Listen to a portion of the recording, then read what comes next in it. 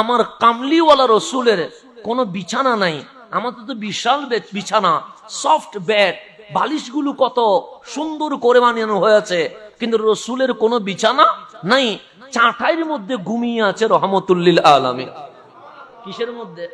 আমরা ফাঁড়ি ওই দিদি সেটিং এবার ফাঁড়ি ফাঁড়ি সাঁটা এইরকম চাটাইয়ের মাঝে ঘুমিয়ে আছে রহমতুল্লিল। ফারুক আজমকে দেখে কামলিওয়ালা রসুল শুয়া থেকে বসে গেছে। ফারুক আজম বলছে, কামলিওয়ালা রসুল যখন বসে গেছে আমি নিজের চোখে দেখছি আমার কামলিওয়ালা নবীর যে পিঠ মোবারক চাটাইয়ের মধ্যে লেগেছিল, পুরা চাটাইয়ের দাগ কামলিওয়ালা নবীর পিঠে লেগে গেছে। মানে পুরা চাটাইয়ের কি হয়ে গেছে, চিহ্ন নবীর পিঠে কি হয়ে গেছে, বসে গেছে। মানে এখানে আর বেডশিট নাই, এখানে কোনো কম্বল নাই, নিচে দেওয়ার মতো কিছুই নাই, আমার রসুল শুয়েছে চাটাইয়ের মধ্যে। তো ফারুক আজম বলে, আমি ডানে বামে দেখলাম রুমের মধ্যে তিনটা জিনিস আছে। কয়টা জিনিস? এক নাম্বার পাইলাম চাটাই। কি পাইলাম?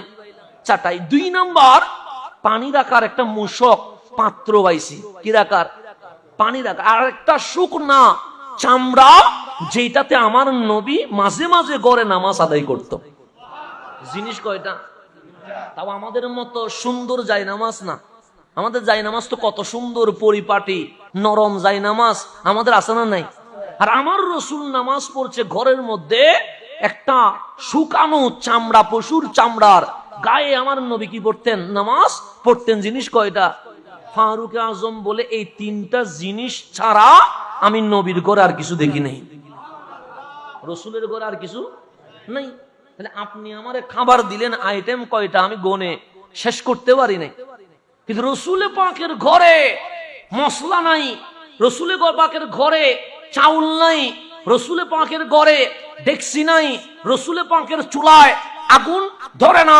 ফারুক আজম আমার নবীর এই অবস্থা দেখে চিল্লায়া কান্নাকাটি শুরু করে দিয়েছে। আমার রসুল ডাক দিলেন, ওমর কাঁদছেন কেন? ফারুক আজম বলে, নবী গো কাঁদবো না কেন? আপনি কি ওয়ামা আরসালনাকা ইল্লা রাহমাতাল লিল আলামিন, আপনি কি রহমতুল লিল আলামিন নয়? আমার নবী বললেন, হ্যাঁ। আপনি কি রউফুর রহিম নয়? আমার নবী বললেন, হ্যাঁ আমি রউফুর রহিম। আপনি কি কাউসারের মালিক নয়? আমার নবী বললেন, হ্যাঁ আমি কাউসারের মালিক।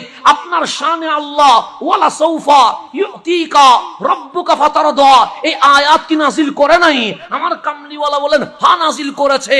কাঁদছি এই কারণে, যিনি রহমতুল লিল আলামিন, যিনি কাউসারের মালিক, ওনার ঘরে শুধু তিনটা জিনিস, একটা চাটাই, আর একটা পানি রাখার মূসক, আর একটা নামাজ পড়ার জন্য শুকনো চামড়া, এই ছাড়া আর কিছুই নাই।